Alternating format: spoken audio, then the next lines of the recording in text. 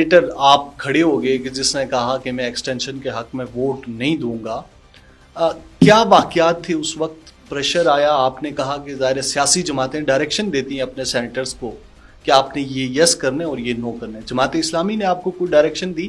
اور یہ ایکسٹینشن کا جو معاملہ تھا 440 کا ایوان غالباً تقریباً، اس میں آپ کھڑے ہو گئے کہ آپ نے ایکسٹینشن کے لیے ووٹ نہیں دینا.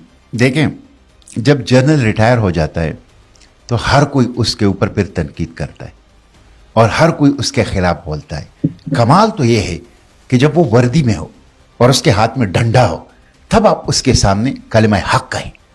الحمدللہ یہ کام میں نے جنرل باجوہ کے سامنے 6 سال کیا. اور آپ دیکھیں کہ جب اس کا ایکسٹینشن ہو رہا تھا تو 445 کے ایوان میں صرف ایک بندہ تھا جنہوں نے تحریری طور پر اس ایکسٹینشن کے قانون کے مقابلے میں قانون جمع کیا تھا. اور جب میں نے یہ قانون جمع کیا میرے اوپر بڑا پریشر آیا. ایک کرنل نے مجھے فون کیا اور مجھے کہا کہ آپ یہ کیا کر رہے ہیں؟ میں نے کہا میں اپنا پارلیمانی حق استعمال کر رہا ہوں، یہ میرا پارلیمانی وظیفہ ہے، پارلیمانی ڈیوٹی ہے میری. انہوں نے کہا کہ نہیں یار، ہم یہ چاہتے ہیں کہ جنرل باجوہ کے اوپر کوئی اختلاف نہ ہو اور ہم مودی کو یہ پیغام دیں. اب آپ اندازہ کر لیں، مودی کو یہ پیغام دے کہ جنرل باجوہ کے اوپر پورا پاکستان متفق ہے. میں نے کہا میں متفق نہیں ہوں، میں نہیں ہوں. تو اس کے اوپر جو ہیں مجھے دھمکیاں بھی دی گئی اور جنرل فیض جو ہیں وہ خود جو ہیں وہ مجھے کرنل نے فون کیا کہ جنرل فیض آپ کے گھر کے سامنے گاڑی میں بیٹھے ہیں، آپ باہر نکلیں. میں نے کہا میں نہیں نکلوں گا، میں ملنا نہیں چاہتا، میں نہیں ان سے ملوں گا. اور یہ میرا پھر انہوں نے مجھے کہا، یہ یہاں تک کہا کہ آپ اس دن پارلیمنٹ سے چھٹی کر لیں. میں نے کہا میں ہر صورت میں پارلیمنٹ جاؤں گا. پھر کہا پارلیمنٹ جا کے واک آؤٹ کر لیں. میں نے کہا میں ہر صورت وہاں پہ اپنی جو امینڈمنٹ بل جمع کیا ہے وہ پریزنٹ کروں گا اور اس کے اوپر ڈیبیٹ کروں گا. تو وہ ہنس سے کہتے ہیں آپ کے امینڈمنٹ بل کو پریزنٹ کرنے کا نوبت ہی نہیں آئے گی. میں نے کہا نہیں آئے گی تو میں احتجاج کروں گا، اس لیے کہ یہ آپ رولز ریگولیشنز کو آپ بلڈوز کریں گے. پارلیمنٹ کی جو بزنس رولز ہے اس کو آپ پاؤں تلے رون دیں گے، میں اس پہ احتجاج کروں گا. اس لیے میں وہاں گیا. میری اس بل کے اوپر مجھے پریزنٹ کرنے، اس کے اوپر ڈیبیٹ کرنے کا موقع جب چیئرمین سینٹ نے نہیں دیا تو میں نے اپنی سیٹ پہ کھڑے ہو کر بھی اس کے خلاف احتجاج کیا. اور میں نے چیئرمین سینٹ کے ڈائس کے سامنے آ کے دھرنا دیا اور ڈائس کے سامنے آ کے بھرپور احتجاج کیا.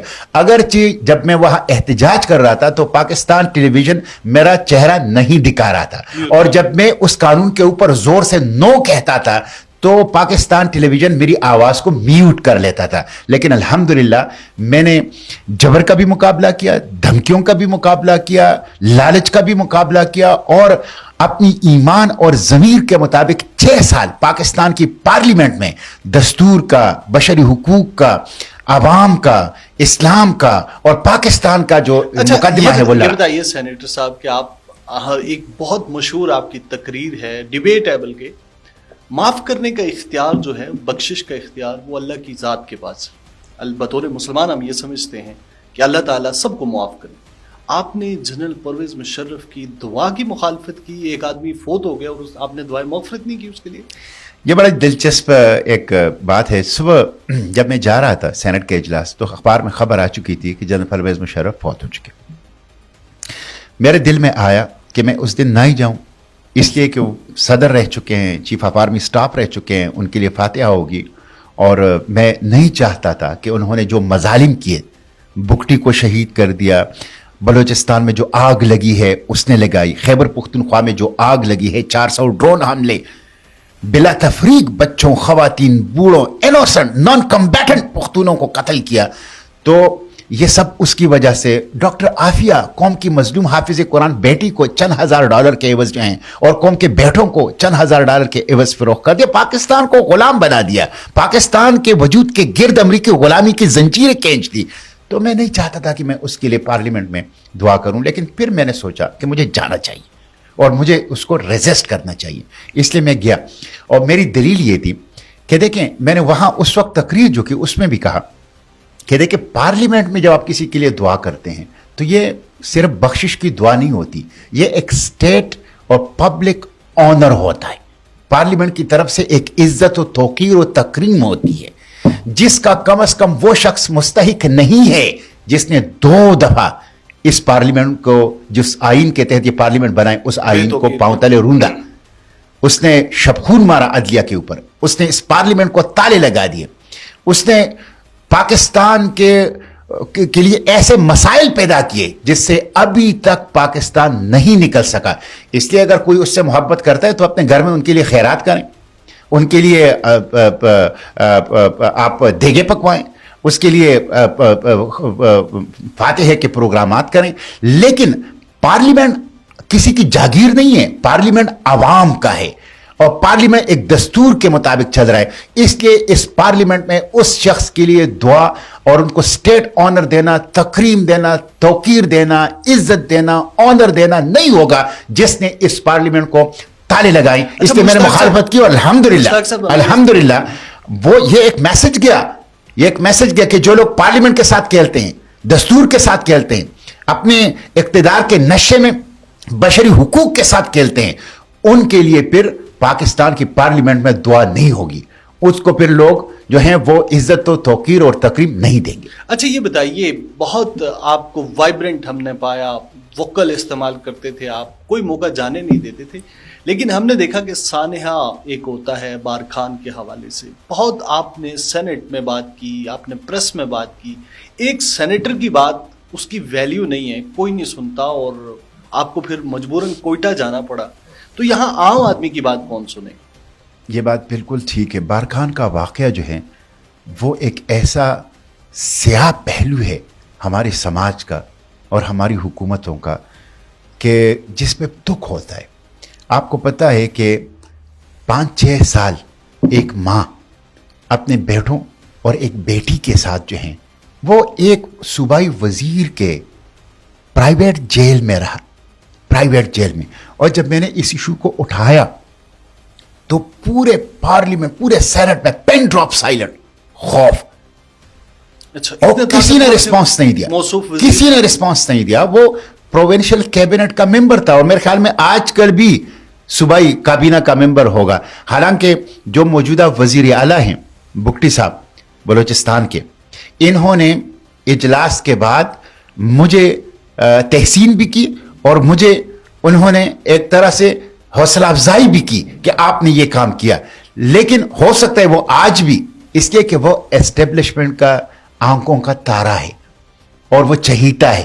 وہ اس حکومت میں بھی وزیر تھا, اس کے بعد کیئر ٹیکر میں بھی وزیر تھا, اس کے بعد کوئی وہ نہیں. تو جب کسی نے اس پر رسپانس نہیں دیا, کچھ دنوں کے بعد اس خاتون کا, ان کی ایک ویڈیو آئی جس میں انہوں نے, آپ اندازہ کر لیں, قرآن پاک ہاتھ میں اٹھا کے 24-25 کروڑ عوام سے کہتا ہے کہ اس قرآن کی خاطر مجھے اور میرے بچوں کو اس جیل سے نکالے. یہ پاکستان قائد اعظم نے اس لیے بنایا تھا, علامہ اقبال نے اس لیے بنایا تھا کہ جاگیرداروں کا, سرداروں کا, ظالموں کا یہ ہماجگاہ ہوگی, یہ عوام کے اوپر ظلم کریں گے, لوگوں کی عزتوں سے کھیلیں گے. تو جب یہ بات ہوئی اس کے بعد پھر میں نے یہ ایشو اٹھایا سینٹ آف پاکستان کے اندر, اور میں نے کہا ان کی زندگیوں کو خطرہ ہے. اب پھر بھی کسی نے رسپانس نہیں دیا. میں نے آئی جی بلوچستان سے, میں نے چیف سیکرٹری بلوچستان سے, میں نے وزیر اعلیٰ بلوچستان سے, میں نے چیئرمین سینٹ سے, وزیر اعظم اور صدر سے, میں نے چیف جسٹس سے, سب سے اپیل کی. میں نے chief justice Balochistan high court سے, کسی نے بھی رسپانس نہیں دیا. اس کے بعد وہی ہوا کہ وہ بچی بھی قتل کر دی گئی جس نے ویڈیو بنائی تھی, اور ان کے 2 بیٹے بھی قتل کر دیے. اور کس طرح قتل کر دیے, ہاتھ پاؤں باندھ کے, ایک ایک جوڑ, ایک ایک ہڈی توڑ کے, تشدد کر کے, اس کے بعد قتل کر کے, اس کے بعد چہروں پر تیزاب ڈال کے, اس کے بعد اندھے کنویں میں پھینک کر. یہ ظلم, کوئی سزا ان کو نہیں ملی. پھر اس کے اوپر کوئی ایکشن نہیں لیا جا رہا تھا. پھر مجبوراً میں کوئٹہ گیا اور میں نے وہاں دھرنا دیا مری قبیلے کے ساتھ, اور میں نے جب تک ان کو گرفتار نہیں کیا اور ہاتھوں میں ہتھکڑیاں نہیں ڈالی, میں کوئٹہ سے واپس نہیں آیا. لیکن میں آپ کو ایک بات بتاؤں, میں آپ کو ایک ایسی بات بتا رہا ہوں جو شاید میں پہلی مرتبہ بتا رہا ہوں. میں نے وہاں ایک مطالبہ یہ کیا کہ اس بچی جس نے ویڈیو بنائی تھی وہ ایک مزدور کی بیٹی تھی اور اس کو شہید کر دیا گیا تھا, اور ان کے والدین ڈر کے مارے ان کو اون نہیں کر رہے تھے, اس لیے ان کو بلوچستان پولیس نے پولیس کے قبرستان میں لاوارث لاش کے طور پہ دفنایا. میں نے کہا اس بچی کو ہیومن رائٹس کا اعلیٰ ترین سول اعزاز دیا جائے کہ اس کی وجہ سے ایک پرائیویٹ جیل پتہ چلا اور ایک خاندان باہر آیا, اس نے اپنی جان کی قربانی دی, حکومت نے اس کو سول اعزاز نہیں دیا.